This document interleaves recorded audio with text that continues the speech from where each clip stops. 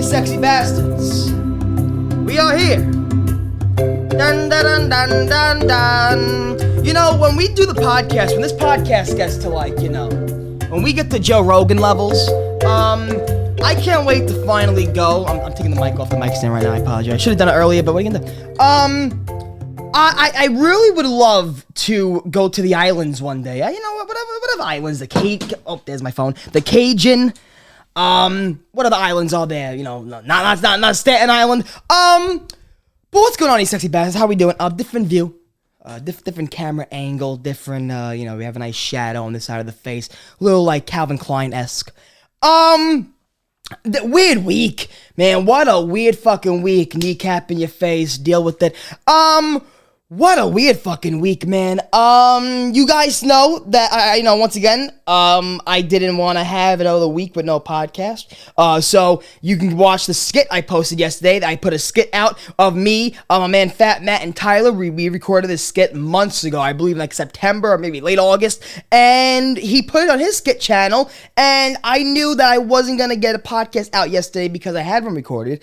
Not about what we're going to talk about today, which I didn't want to miss. And I said, you know what? Let me record one real fast. Let me redo it. And let me throw up the skit tomorrow so they can get something and not be, empty-handed this week. And, I think people like the skit. I love the skit. I mean, I love it for the fact that it was like we didn't, stress about the script for like 5 hours in advance. We didn't worry about the camera angles. Literally, Matt and Tyler came to my house. We plopped the cameras down. All right, 1, 2, 3, done. And we had fun with it. And that was kind of like, Matt and Tyler were coming over to my house in the beginning of the summer because we were trying to build a whole fucking series or whatever together. That ended up falling through. Timing, schedule doesn't work out. But we ended up doing it. First of all, we ended up learning a lot about one and only what we're capable of doing, and also we learned that we are capable of so much more. But like I said, if you guys didn't check out that skit or you didn't see it yesterday in place of the podcast, make sure to check out the skit. And here's a little clip for you right now. George, could you please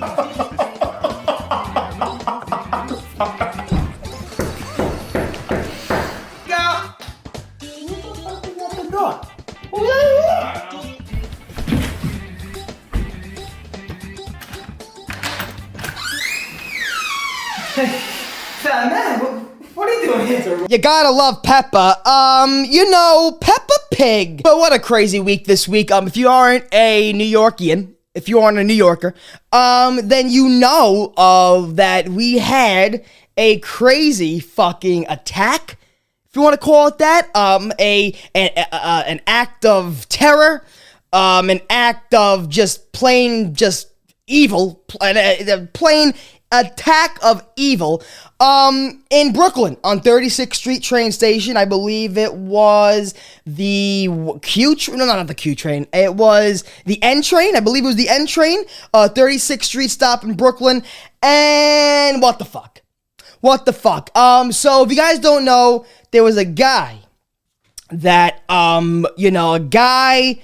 big guy, gas mask on, gas canisters, like smoke bombs, and he put it all in, like, he dressed as a construction worker early in the morning. Happened, like, I want to say in 7 o'clock, early in the morning, the morning commute. So he dressed up as a construction worker. You see a ton of construction workers going to work, every day, from the subway, buses, trains, whatever the case. And so you don't question it. You don't question him whatsoever. He's wearing, the construction worker suit and shit like that. And goes on a train, puts on a fucking gas mask, throws, like, smoke bombs, like tear gas, in a fucking train, in the train, and decided to just shoot. Just fuck it.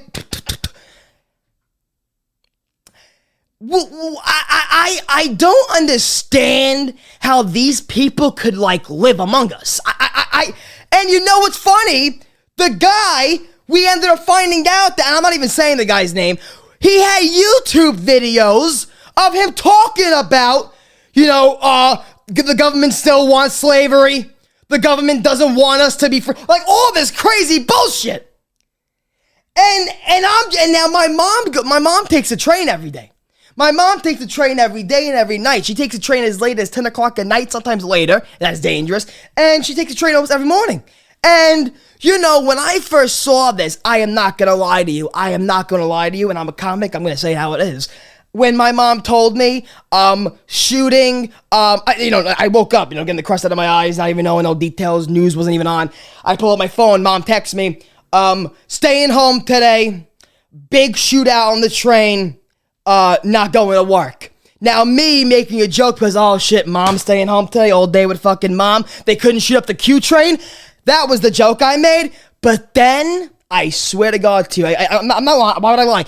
I'm walking around my house like this is just another fucking New York. Like, oh, look what happened. A bunch of, protests now are going to happen. That in my head, that's what was happening. In my head, some guy went in there with a knife. He was running around, slashing people, and just a crazy person. They got him. That's it. But then you find out that there was undetonated bombs around the subway station. There were, just the gas, tear gas alone. Finding out he smoked out a fucking a cart on the train. Then I find out that thank God there's no deaths, no fatalities.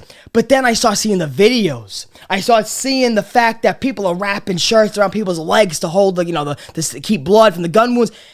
And I swear to God, my heart kind of dropped, and I was like, as a comic, you can make jokes. Like, for example, if you make a joke about a girl and she ends up being pregnant, that's when your heart drops. You're like, oh God, I'm awkward, I made a mistake, you're embarrassed. Those type of moments. When I was watching the news, I was like, the joke wasn't that bad, but, I'm happy my mom's home now. That's fine. My heart dropped. I immediately felt sorry. I immediately felt like an asshole. I was like, I gotta shut up now. But yeah, no, my mom, I'm not gonna lie to you, my mom the next day, she can go to work anyway, but I told my mom, I said, be careful. The night before I said, be careful. Be careful on the train because they didn't catch the guy.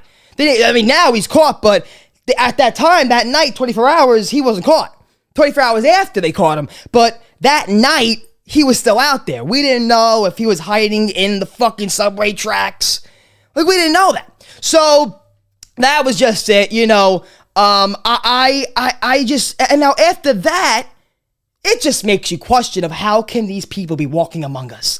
Like, you could be passing by someone that's a fucking murderer.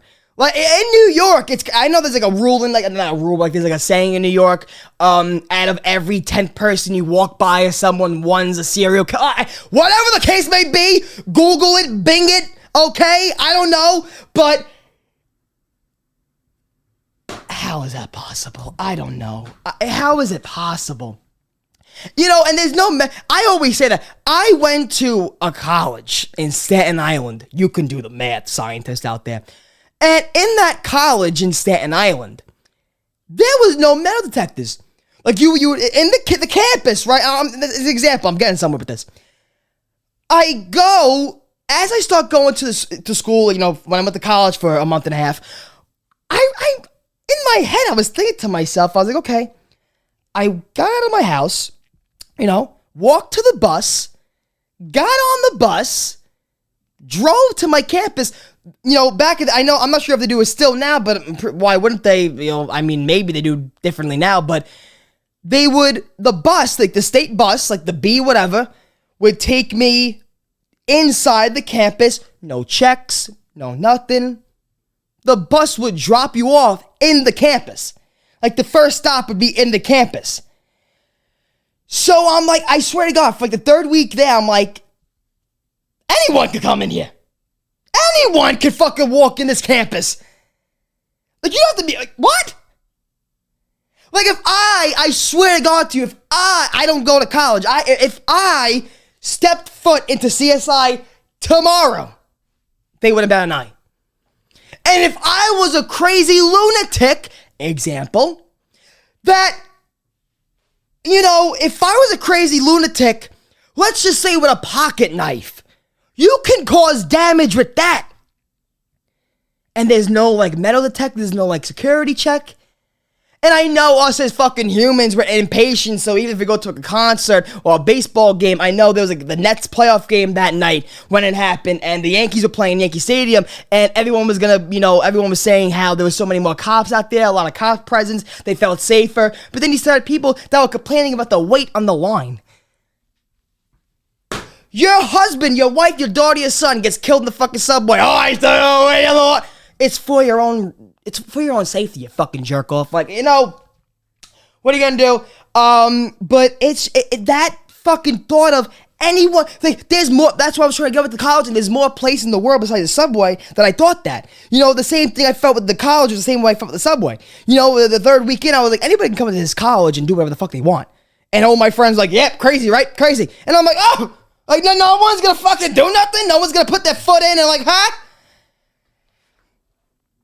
What if I would have kicked that camera? That would have been done. I would have been down $1,000. I'm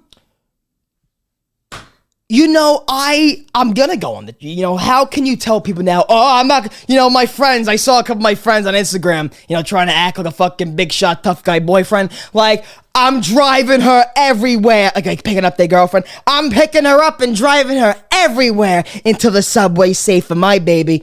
You'll be driving until 2085. You'll be 85 with a fucking hemorrhoid in your asshole driving her. The subway's not gonna be safe. Never gonna be safe. The subways are never gonna be safe. So yeah, go be the good boyfriend, drive to Kentucky, do what you want. Do what you want. But you have to keep your head on a swivel.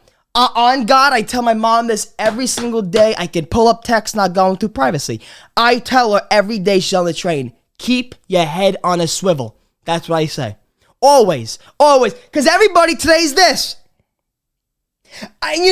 Back in the day, people would be reading newspapers, right? So their heads would still be down, reading a book, reading a newspaper. On the train, people fall asleep. My father falling asleep on people. It happens. So you're going to close your eyes for a second. But for me, I have anxiety. I got OCD. I get depressed easily. So I make sure, I try to calculate stuff in my head that, I'm safe. I know where the fuck I am. I know my exit points. That's what I do, okay? Like, people joke around saying that, trying to make themselves look like I'm an alpha. I'm an old school man. Like, no, these should be ordinary human fucking tactics.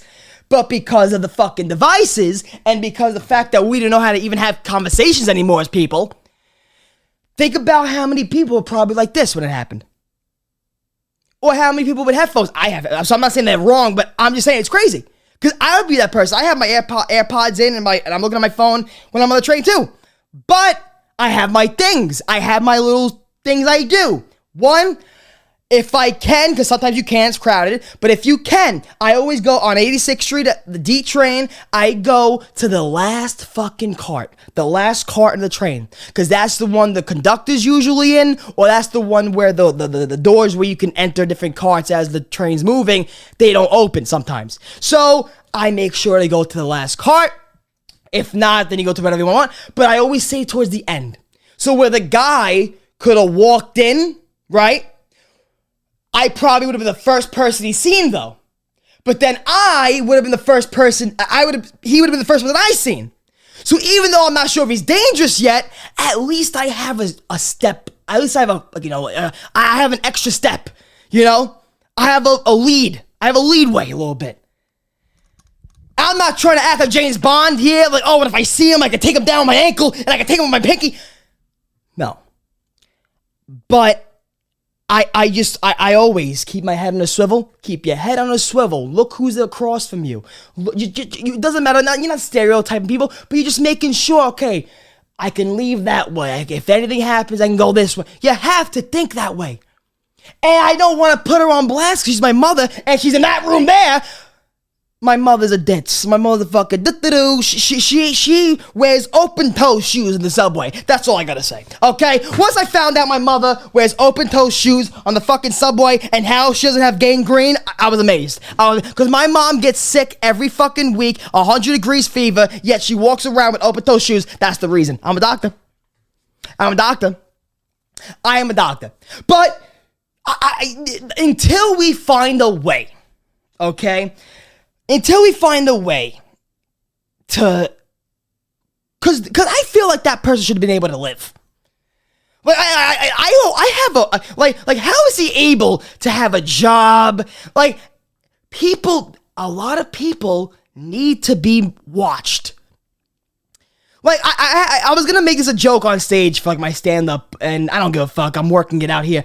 What if, there's these people that go to therapy. I've been to therapy like 2 times in my life. I've seen the people that go to therapy. My whole family pretty much goes to therapy. I mean, I know the people. I know the kinds of people that go to therapy.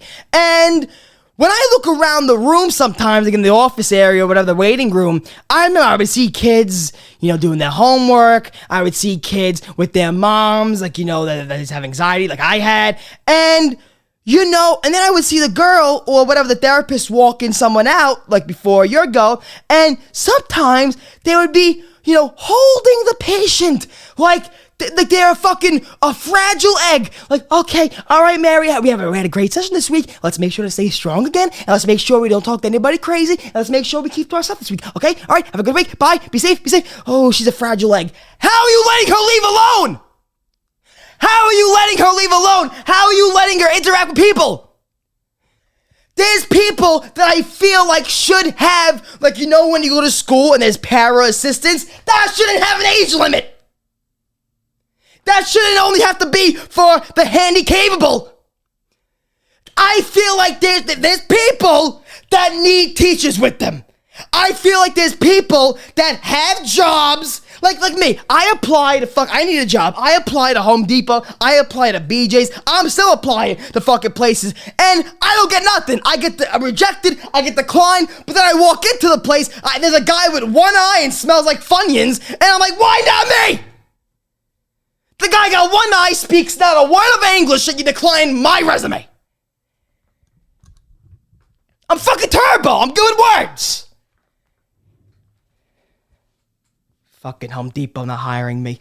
But at the end of the day, we need to do a better job figuring out who has, like, I have fucking, everyone today has mental health problems, apparently. Everyone has anxiety and depression. But like, the people that say it just to say it, I feel like they should be the ones to be evaluated first. They may not need, a sidekick with them to tell them what to do, to make sure to let them know, watch the extra step. Guys, do you really, though, see the sweat coming from my body? I am, like, who the fuck gets this passionate over, half my, you ex my sister. You see what happened to the train? Oh my God, crazy. That's my sister. So Dom, like, what are you gonna do? What are you gonna do? What are they gonna do? Like, I don't want to talk bad about my family here. We're intelligent people, but there's a lot of times where you go to my dad or my sister or my mother and you're like, oh my God, whatever, and it's one ear out the other, and that's just it. Am I the only one in my family that takes the time to nitpick every little detail and take it in and passionately think about stuff? Maybe I need a fucking para assistant. Maybe I need help. Listen, I'm talking like this by myself in a room with a stuffed, human uterus and a baseball. So, what else? Speaking of, I don't want to transition, shooting on the train, baseball. So, baseball is back. And that was the thing too. The Yankees had a game that night. Almost 30,000 people taking the train. Like, it was a scary time in New York, folks. The podcast I had prepped for this week, like I said, didn't have me talking about this, and this happened in my hometown, and I have a podcast coming. How can I not bring it up? And yeah, but the one thing that has brought me joy this week, and I mean this, and I really mean this, the one thing that has brought me joy in this past week has been sports gambling, okay? It's been gambling on the baseball. When I tell you, I listen to Carton and Roberts. I listen to WFAN, Carton and Roberts' midday radio show. And I'm listening, because Carton Roberts had a history of, gambling addiction and went to jail for some stuff. And, I listened to him talking about gambling problems like that. And that always kept me away from like gambling. Oh shit, this could really happen. Like if people are losing their families and cars, I never want to even get a taste, and I don't want that. And I'm an addict of a personality, Like if I get into something, like I got into YouTube 2014, still doing it. I smoke weed, I love it. Like listen, if I do something and I like it, I really, really like it, and I really, really love it, I think I may have done a bad thing. I think I love sports gambling. Don't gamble. I'm not sure if there's like a thing you have to do on YouTube or whatever. Don't gamble, okay? I don't want Susan Blakowski, CEO, to come at me for promoting. I'm not promoting anything, okay? I actually promote you to go to school, to get a job, to get some stability before you do this shit. I didn't know what was possible. Like I thought, okay, in order to make like a lot of money, you have to put down a lot of money. Like when I watch the Mets, I hear, if you bet 100, you win this, and I'm like, oh, like I wouldn't put down $100 like on a single game to hope someone gets a home run. I played baseball. Like I know the rarities and the shit that it's you can't count it. It's random. It's luck who hits a home run that day. So I mean, I never got, so my father's, because now I sign up for a FanDuel, I'm 21 years old, I have a social security number, put it on the screen right now, and I have all the credentials as a human being, a U.S. citizen, to have a FanDuel. I go to make an account, I apparently, my social don't work, and I'm not a U.S. citizen. Apparently, they think, with everything going on with Ukraine and Russia, apparently they think I'm a Russian spy. So, they think I'm working for Russia. They think I'm a Russian spy. What are you going to do? But anyway, I used my father's account. Now, my father showed me. Because my father, huge gambler. From the time I was born to the time now, my father always on his phone, fantasy football, fantasy, college, this and that, women's tennis. Like, he'll do it all. But what I didn't realize is, like, I thought, whatever, he's putting in 50, 50 there, 100 there. I didn't realize the payouts you can make from $1. Like, I'm broke as it is, okay? I get scratch, I get an allowance, I get scratch, I got nothing, okay? BJ and Home Depot don't want me. They want people who don't speak English and have one eyeball. So, I go and do what I do responsibly or what I can do. I know what I can bet on. I know what, I'm not going out betting my fucking house or the car I don't have on the fucking Yankees, okay? Because they suck anyway, let's go Mets, and that's what it is. I would like to take this moment to discuss the amount of sweat that is on my chest and body. It was also the first time that New York City hit over 80 degrees this April. I don't know if this is a serious physical health matter. Maybe it's all the Taco Bell Baja Blast coming out of my pores. If you seriously think this is a health problem, please put it in the comment section. If you seriously think this is a health problem, well, I guess you have to call Jenny Craig herself. I need help. Yesterday, my book's over there, I don't want to go lazy. I spent, you ready? There was usually every week my dad puts like $25 in there because you can do a fuck ton with $25. Yesterday, this past week, right? The first day, my father goes, just play around. There's like $5 in there, play around, do whatever you want to do. I don't know what's good today, so you pick. Now, I don't really know other teams in baseball besides the Mets and Yankees. I watch them, and that's it. I'm not watching Miami versus fucking St. Louis on a Tuesday. I don't give a fuck. But then, right, I go on FanDuel, and, it's called a parlay. So if you want a ton of things to happen, like everything has to hit in order for you to make money. That's a parlay. So if you want, let's say, Pete Alonso to hit a home run, you want Jacob deGrom to throw 5 strikeouts, and you have 2 other people to get 2 hits that game. All those things need to happen for you to make money. That's why the payouts for parlays are so good. People that are gambling right now are watching me speak, like for the first time, I'm witnessing this shit, and they're like, I remember before I became an addict, but I may watch this back from my cardboard box like cricket in Always Sunny Philadelphia. I may have this up life, as a priest and everything, and then get down to a fucking bum. It may happen. Episode 50 may be being live from the fucking streets. How would I upload it? Starbucks! I go on FanDuel, and I see that, okay, you know what? I like picking the teams who win. Like, win-losses, 50-50 shots. For football, I was always good at that. I love this, so let me stick with that. My dad, no, you make no money like that, no. And I was like, all right, fine, I'm going to listen to you, whatever. At first, I started doing the action bets. I want Pete Alonso to hit a home run. I bet on the Yankee game. I want Judge to hit a home run. I want Stanton to hit a home run. And I'm not hitting nothing. Even though each bet is like $1 bet, like $1 to win 80. That's what I'm trying to say. Like $1 can win you $100. $1 can win you $200. But the parlays, it's rare. Parlays, you got to hit it all. But yesterday, I say, you know what, Dad? I don't want no more input. I'm talking to my man Tyler every day. Me and my man Tyler bust each other's balls about Yankees versus fucking Mets and shit. And he's doing fucking his bets and he's winning. My man Tyler bets like a grandma. He's playing bingo over here. He's like doing little fucking penny bets and he's winning. One person hit over a home run. I made $7. I mean, that's great. Buy yourself a Big Mac. God bless. But I want the big payouts.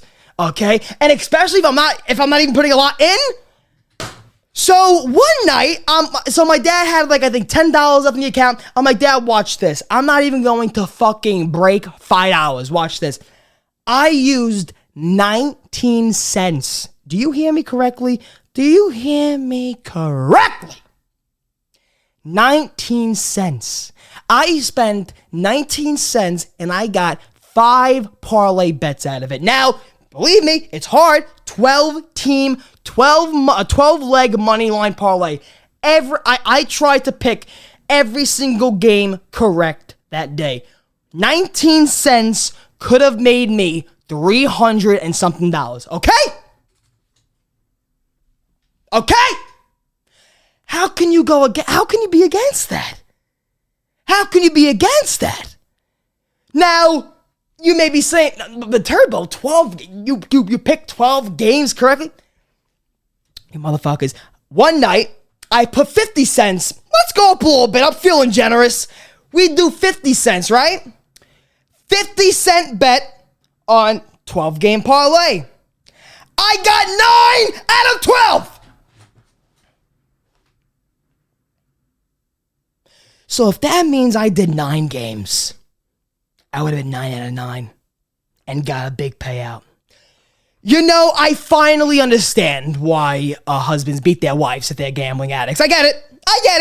I get why you lose your kids and your family. I get it. Because if I'm feeling this way and I'm sweating like for fucking 19 cents, and there's people out there going to horse tracks and going to fucking, and they're like, I got 50,000 on this guy. Like, holy shit. I mean, I don't get it. I could appreciate it. I think that's what makes me, not unfunctionable right now is the fact that I have that reassuring, like, Turbo, what the fuck you doing? Turbo, take care. Turbo, whatever you do.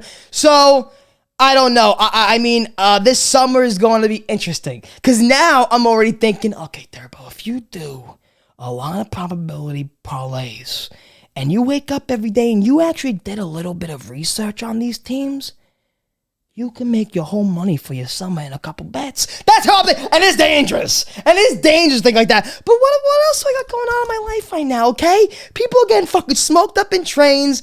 People are depressed still walking around with masks with COVID. Like, it's depressing. I don't give a fuck, okay? Comedy and everything, it's still my passion. It's still my heart and soul. It's still the spark of my life. This is what gets me out of bed every day, truly.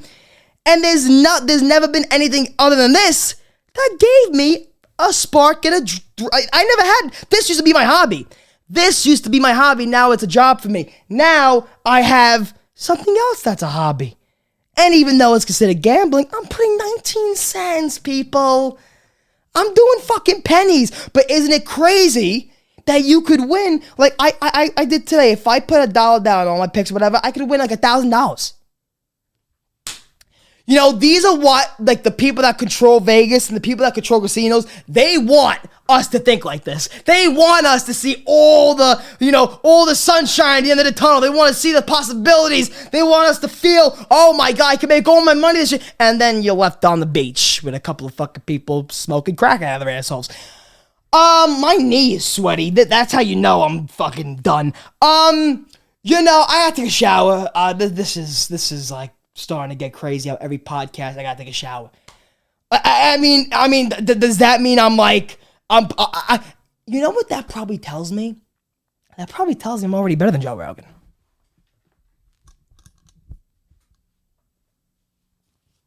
That probably tells me I'm already better than him. You know, because if I'm this passionate and I'm sweating from my head and he's only sweating because he's smoking weed and it's fucking hot in there and he's doing fucking kettlebells, what am I doing over here? I'm just fucking laying over here. I eat Taco Bell. I stink like shit and I'm talking to a uterus. How you doing, Ivy? Ivy wanted some time off the camera today. She was like, I don't feel good. I don't look good. I think she's going through, the time of the month. So what are you gonna do? You sexy bastards. I'm happy that I got to just talk to you guys like this for a little bit. I'm happy that, you start to realize that Turbo's turning into a gambler.